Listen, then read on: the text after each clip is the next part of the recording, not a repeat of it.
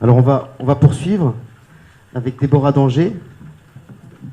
Donc Déborah qui est apprentie à la crèche du château en centre-ville de Rueil et qui n'habite pas Rueil, qui habite à Issy-les-Moulineaux, qui a en plus cette contrainte-là de gérer les études, le travail et puis la mobilité aussi géographique quand on est jeune, à 21 ans.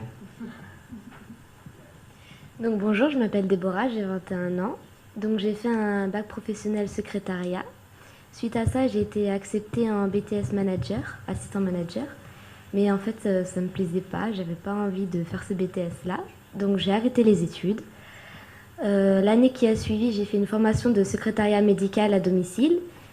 Et à côté de ça, je gardais des enfants et je travaillais en tant qu'animatrice dans une école maternelle. Donc à ce moment-là, je me suis aperçue que le travail auprès des enfants, ça me plaisait beaucoup. Donc j'ai cherché une formation qui pourrait me plaire et j'ai trouvé la formation d'auxiliaire de puériculture. J'ai donc passé différents concours et donc j'ai réussi le concours pour être auxiliaire de puériculture en apprentissage. Donc j'ai choisi l'apprentissage parce que ça a plusieurs points positifs, notamment l'expérience professionnelle, le fait d'être considérée comme une vraie professionnelle auprès de ses collègues, la rémunération. Les points négatifs aussi, évidemment, il y en a. Donc les horaires de crèche au début, quand on n'est pas habitué, c'est compliqué. Le trajet de chez nous à la crèche aussi, au début, quand j'étais au lycée, j'étais toujours près de chez moi, donc il faut s'habituer à ça. La diminution des vacances, évidemment. Avant, on avait toutes les vacances scolaires, maintenant on n'a plus que 5 semaines. C'est vrai que c'est important. Oui. Mais c'est important parce que ça change beaucoup. De savoir lier le travail entre l'école et la crèche aussi, c'est un peu compliqué au départ, mais après on s'y habitue très vite. Voilà pour les points. On s'habitue très vite à plus l'heure de vacances, c'est ça? Pas le choix. Bah, on n'a pas le choix, quoi. On fait avec. Voilà pour les points négatifs. Faut surtout faut réussir à avoir de la confiance en soi pour que les enfants aient confiance en nous. Il faut savoir aussi qu'on a beaucoup de responsabilités, donc évidemment il faut faire avec, c'est positif et c'est négatif en même temps. J'adore cette formation, ça me plaît beaucoup. Je me dis que j'ai de la chance d'avoir trouvé cette formation. Je l'ai réussi aussi en partenariat avec ma maître d'apprentissage qui est exceptionnelle. J'ai des super collègues aussi et une directrice formidable qui m'aide beaucoup dans ma formation. Donc je souhaite continuer de travailler dans les crèches. Donc j'ai postulé à Rueil. Les réponses dans... Et les réponses, j'attends la réponse. J'attends qu'on m'appelle. Voilà.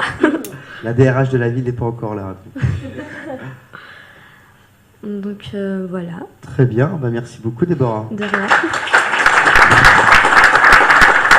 Alors, vous les avez citées, on va profiter qu'elles ont pris du temps pour être avec nous ce soir et je les en remercie. Annie Denave, la directrice de la crèche du château, employeur, la chef.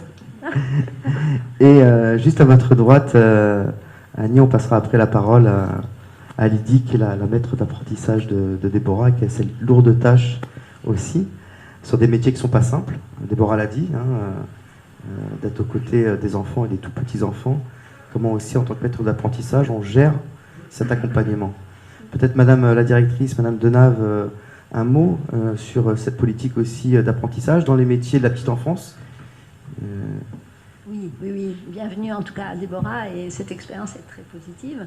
On a eu la chance aussi de tomber sur une apprentie qui était acteur de sa formation, actrice. Et j'avais pas entrevu cette histoire de transport. Vous voyez, chaque employé a son petit trajet à faire et effectivement, quand on est étudiant, parfois on est tout près. Que vous dire? C'est vrai que longtemps, il y a 10 ans encore, on avait encore beaucoup de postes à pourvoir en tant que pour travailler dans les crèches. Bon, maintenant, ça commence à être un petit peu comblé, mais je pense quand même qu'il y a de l'avenir par rapport à l'apprentissage.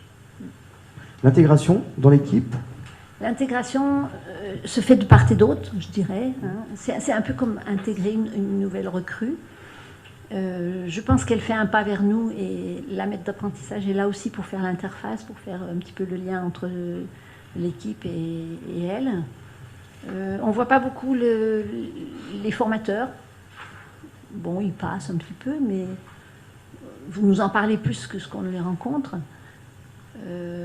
Peut-être c'est aussi parce que ça se passe bien. Je ne sais pas. Je ne sais pas ce que vous en pensez par rapport à ça. Non, c'est la réalité, ça se passe souvent bien. Oui. Les formateurs ne sont pas beaucoup présents auprès de nous. Alors parfois elle disparaît pendant un mois parce qu'elle a des compléments de stage, puisqu'il y a quand même tout le versant soins dans l'auxiliaire de puériculture, qui peut être amené à travailler auprès de prématurés ou auprès d'enfants malades. Bon, du coup, par SMS, ça correspond facilement, et puis on la suit au travers de ses nouvelles. Que dire d'autre? Je sais pas. Non, mais très bien, ouais. très bien. Lydia Lalouche, donc la maître d'apprentissage, Bonsoir. exceptionnelle, j'ai entendu.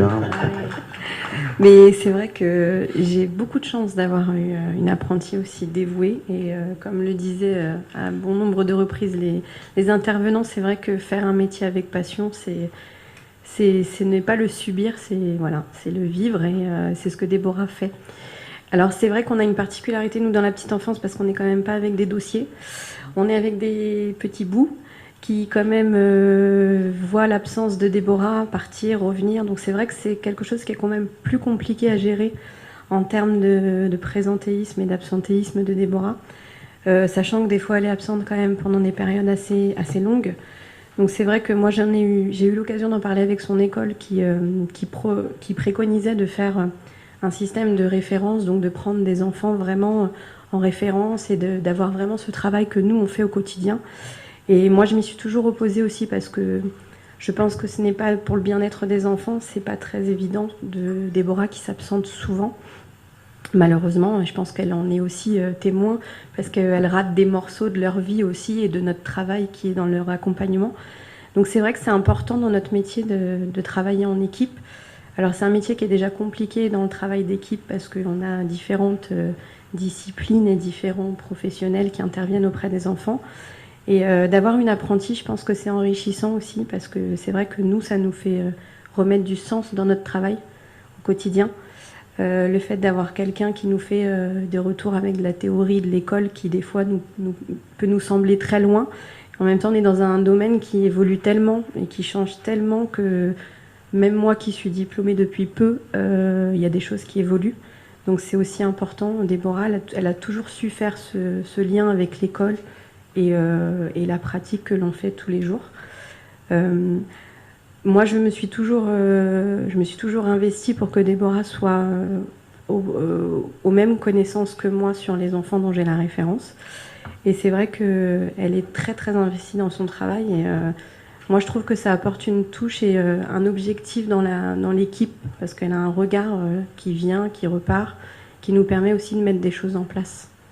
Voilà. Et elle fait, comme elle dit, elle fait partie intégrante de l'équipe.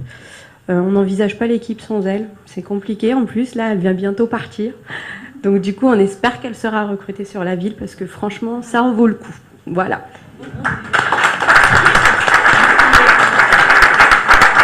Je ne vais pas le citer, mais on a dans l'assistance un représentant de la direction générale des services de la ville de Rueil. Je sens qu'il a bien entendu. Je salue.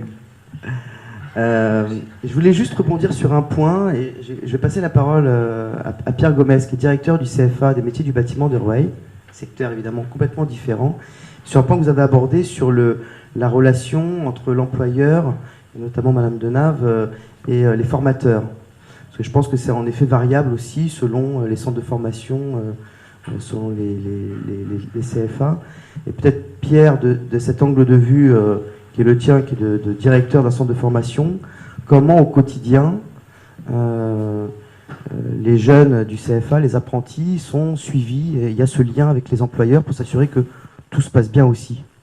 Bonsoir à tous. Merci, cher David, pour tes mots d'introduction tout à l'heure. Et pour cette belle journée aussi, malgré le mauvais temps.